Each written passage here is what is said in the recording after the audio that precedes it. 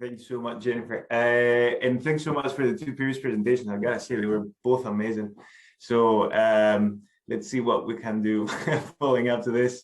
And yeah, it's going to be the last one before lunch. So I'll try and keep it as interesting as possible and keep some time at the end for some questions. So what I'm going to be discussing today is some tips and tricks really coming back from the industry. So I've been working for 3 years, and how does that adapt to research and what adaptations I had to make. So it's going to be the full journey of that first year and what I found useful. Hopefully you can get some tips and tricks for your benefit. So as I mentioned, we're going to go through who I am, what I've done before that, and how I had to recalibrate the way of work, what I've learned, working with a lot of stakeholders and differentiating between passive and critical reading, and then kind of closing up with the bigger picture.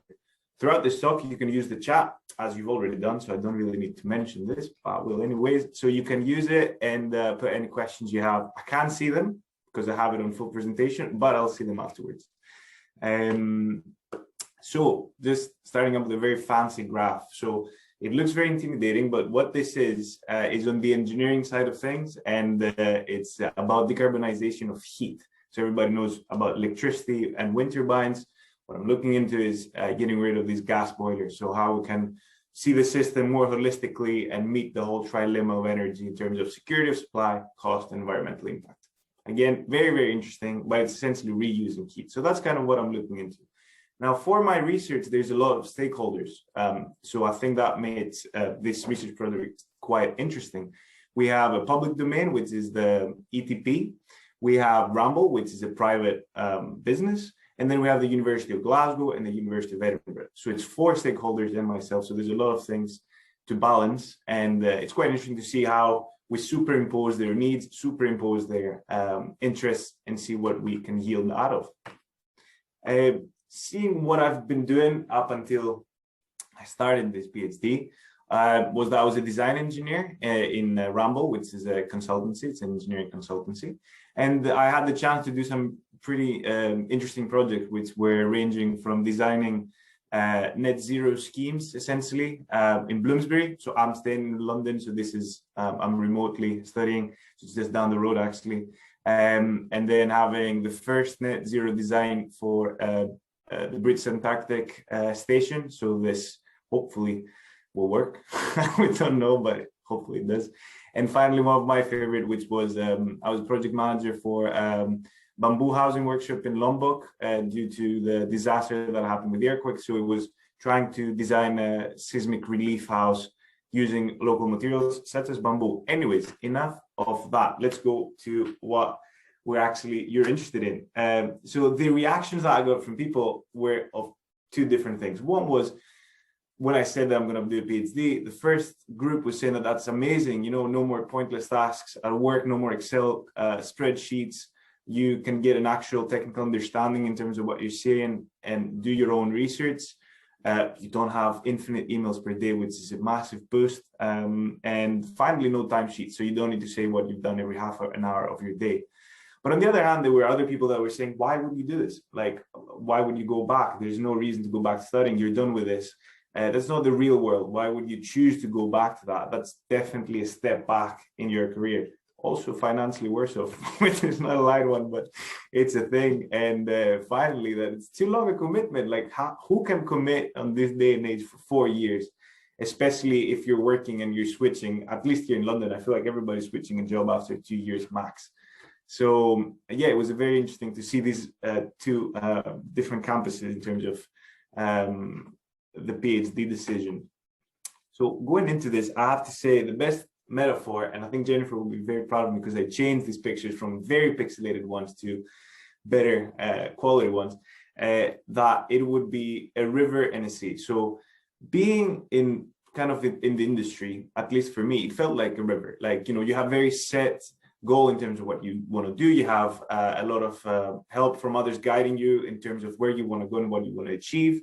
You have a clear-cut path in terms of where you want to go. You have deliverables that you need to meet, and you know, river at times it can be very flooded, so you can have so much work and too many deadlines just approaching, or it sometimes can be very quiet and there's nothing happening.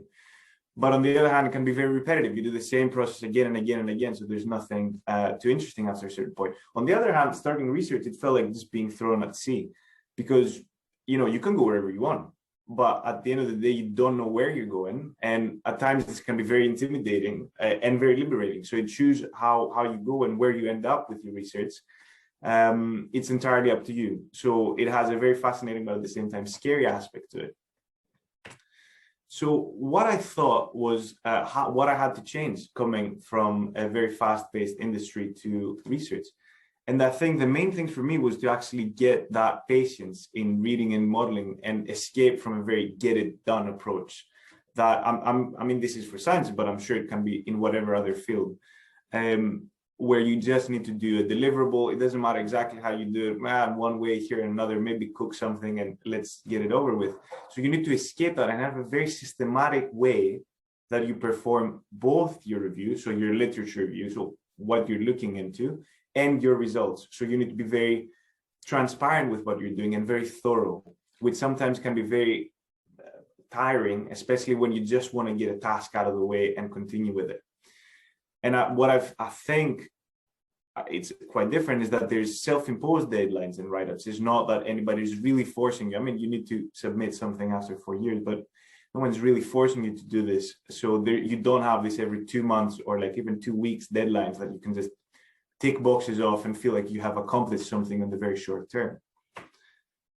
What I think, though, was quite useful coming back from the industry in terms of applying it to research was some of the things that have already been mentioned by Z and Gaston. So these would be, well, see it as a job really, and work 35 hours a week or 40. That's more than enough, because a lot of the people discuss how, at least this first year, maybe it changed afterwards, but in terms of having it, working weekends, working over hours, working after 6, working until midnight, you can do it if you want, but it can become very tiring. And actually saying a marathon is not even a marathon, as Z said, it's really a whole, how did she say it? I can't remember now, but it was it's the whole kind of a trip. It's a travel, not travel. It's a journey. It's a journey. So it's a whole journey, and I think that's the best way of seeing this.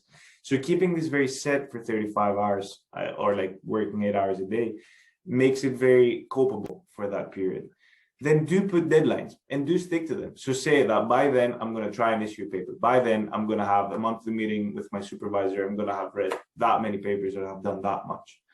Do try to plan, file, and have a very clear structure. This can also become something that at times you're like, okay, who can be bothered with this? There's no point in doing this. And let's just get to the gist of it and start reading. But having this planning and filing makes a massive difference, especially when it's 4 years. And having a clear structure helps you see it in a clear way and know where you're going. And it's not chaos anymore, it's more structured chaos. Then having clear aims and objectives. Do spend a couple of months even in the beginning saying what I'm going to do, exactly how I'm going to achieve this. Let's have a plan rather than just jumping into it. Then what I found really useful is for each meeting that you have with your supervisor, have some actions and say, assess the previous ones with a traffic light system of done, kind of there, not done at all. So you can see where you are and you can keep on assessing. So having these self-imposed tasks that you're trying to do. Then being able to having that elevator pitch, which I know it's very like, sometimes I don't love that expression, but again, it's quite useful. Simply explaining something, it means that you really understand your topic, whatever it is, however complicated it is. If you can explain to someone very basically, you're good. That's what you want to achieve, I believe. And then contacting people, again, that's something that I saw my colleagues not doing as much. Just give them a call, send them an email to other researchers in the field, to people be it professionals, be it academics. Just send them an invitation for a discussion on your theme, what you got to lose, getting their views. It's very, very useful. So I think you should take advantage of all the opportunities that you have. And finally, allow for some overheads in your planning. So that has to do with optimism bias that everybody is a bit guilty of, and saying that I'm gonna do this in 2 weeks, that's gonna be done. But realistically, it's never gonna be done in 2 weeks. So put some sort of buffer to yourself or whatever you're planning of an extra 30%, let's say, of the time. And that gives you a little bit more buffer at the time to be able to achieve what you're saying. Now, in terms of having that many stakeholders that I mentioned from the public, private, and academia, I found very interesting superimposing the needs of these players, if you want to call them, and having a stakeholder matrix and a communication log. It's quite important so that you can keep track of what everybody has said throughout your period. And now that it's, for me at least, it's reached 20 people or so that I've contacted. Some of them have been completely, very useful in terms of their advice. Some have not been that useful. But again, I'm keeping a very clear log in terms of what's happening, and I know who to contact again. So it's been very interesting to have, and it gives that extra layer of transparency. So before we conclude, there's another 2 slides. So just so you know, there will be questions coming up very soon at the end so that everybody has them. But I want to close with 2 things. So the first one is reading versus critical reading. So that's probably one of my biggest takes from the year. What you need to do sometimes is that you read something, but you do need to revisit it at times, have discussion on this, question the biases of the people that wrote it, check the phrasing of the outputs and what the results actually represent. So you just read something, you just take it for a given that that's what they said, that must be true, but that might not be the case. I'm going to give you this example. So I read somewhere that, this reduction in electricity consumption, let's say that is 5%, makes clear that the proposed alternative to the system would lead to significant cost reductions, So they end up saying this is a great research and it's made a huge impact. And then I just made some backhand calculations 2 months afterwards, after reading that paper, and I realized that what they've done was just making a difference of, let's say, £1,000 to a project that has a cost £250,000 per year.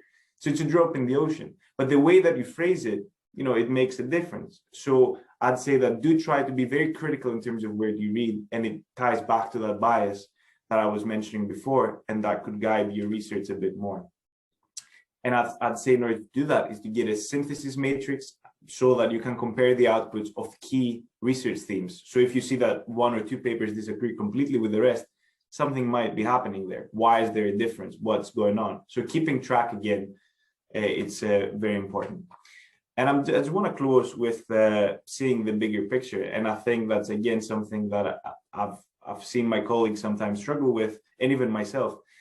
So how does your research fit in a wider story?